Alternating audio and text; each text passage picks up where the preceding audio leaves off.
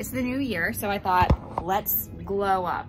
And I found the perfect website to glow up, and it's Wikihow. If you've ever been on Wikihow, you know this website is a little bit unhinged with the pictures that they put in. And just to put it into context, here's one for how to be funny texting a girl. And it has all these pictures and some different, you know, cute things that you can send it's gonna get you the girl. What do computers eat for a snack? I don't know. What? Microchips. And this is a conversational starter that you can have with someone. Cereal soup, why or why not?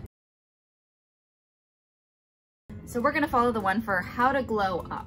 So we're gonna start with appearance. And there is a wave of confidence that you get when you change your appearance. I was thinking about potentially dyeing my hair for this, but honestly that's a little bit too expensive for me right now, so I think maybe I'll just give it a little trim. My hair is absolutely bedhead and crazy, and I do not recommend cutting your hair when it looks like this. I just want to change my hair. I'm just gonna part it.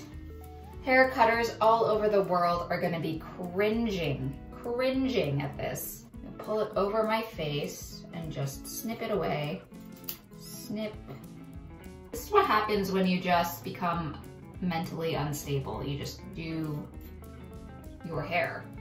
I know it doesn't look that different and it probably looks really bad in the front, but there's something so relieving about cutting off hair. I think it's the symbolicness of just cutting out dead weight. Right now I'm having a dilemma. So I cut the front pieces a little bit shorter, but now I'm wondering, should I just cut more of it off? Is this the look? I see all these people that are cutting their hair and they look great with the bob. Am I gonna look good or am I gonna look bad with a bob? Okay, I chopped more of my hair off. But I don't know, does it look better? Does it look worse? Is it like a little bit triangular?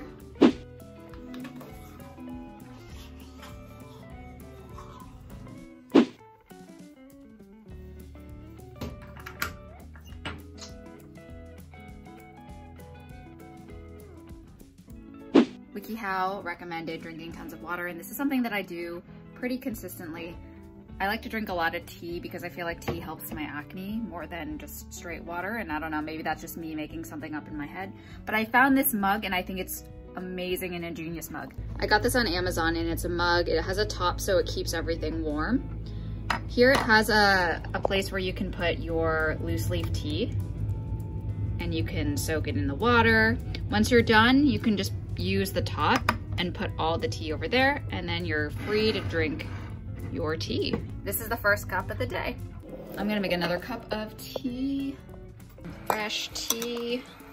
I'm gonna let this steep a little bit. All right, let's do some makeup. I am the worst person about doing makeup. I'm gonna put my tinted sunscreen on. Pardon me, I changed bathrooms. I'm not going anywhere, but for some reason I just wanna look like a bad bitch because that's the energy I have right now. I need a new one of these things, man. I've been in the market for a mascara pencil so that I can do kind of more of a smoky eye, but I don't have that right now, so I'm gonna be using this disgusting eyeshadow palette to try to mock it. This is a Clinique one that I got as a freebie gift, and I use this disgusting brush. What am I doing to my eyes? The one that I really struggle with is under your eyes, because people say that you should put something under your eyes to balance out the top, but whenever I do it, it makes me look like I have a black eye. But does this look wonky? I also am not wearing my glasses and I'm really far away from the mirror because I picked a different bathroom, so I can kind of not see.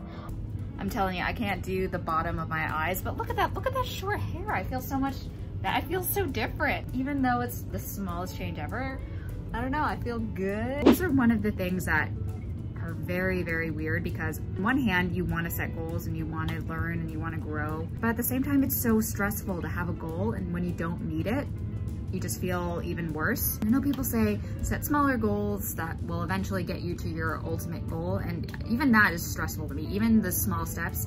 For me, I really hate planning. I don't like doing things to a plan. I like to do however I feel, but at the same time, then I feel overwhelmed and lazy all the time, and then I don't do anything. So I have now a weekly planner journal, which I absolutely hate, but at the same time, it's kind of satisfying to check off the boxes once you complete things.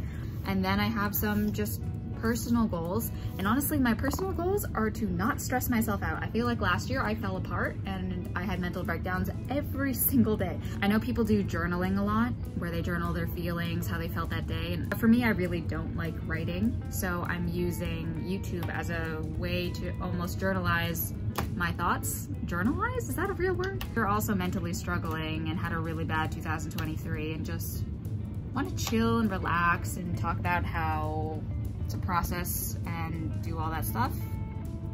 I'm here with ya. Now, exercise. Usually in the morning, I do some kind of exercise, whether it's yoga, Pilates, sometimes it's HIIT, sometimes it's strength training. It really just depends on my mood and how I feel that day.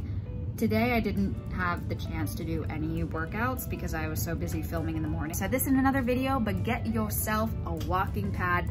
This is amazing. I love to use it during work hours because I feel like I'm working, I'm getting a workout, and I'm relieving stress all at the same time. So I'm gonna start my work day and I'm gonna start it on the walking pad. And if you wear an Apple Watch or something that tracks your steps, I highly recommend, if you're using the walking pad, to attach it to your ankle. Now I know it'll look like you have some kind of tracker on you and it looks very questionable, but I promise you, put it on your ankle, because if you put it on your wrist as normal, when you're walking, it's not gonna count your steps.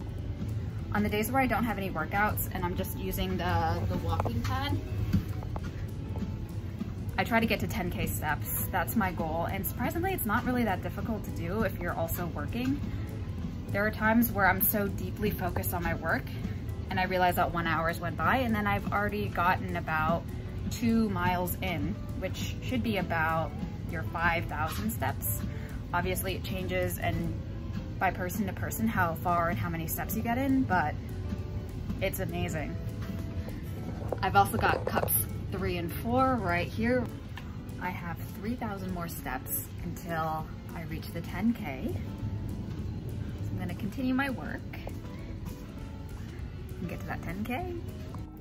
I got my 10K steps in and about 300 calories burned. So I'd say that is pretty good. And I feel really awake and really wired. So amazing. Walking and the walking pad is pure gold. I'm telling you. It's noon and I have another 2 cups here in this bad boy. And I also made myself a lunch to eat healthy. Got some veggies. I have no protein whatsoever on this plate, but I don't care. I didn't have time. I was just grabbing anything I could. And those are all the glow ups that I feel like I can do today. Obviously you have to stay consistent and one day is not going to miraculously change your life, but there are about 20 or so things that Wikihow recommended. Too much glowing up. Can't do all of them, but I think we did a lot and just gotta stay consistent and honest with how we're feeling. And I'm ready for a nap.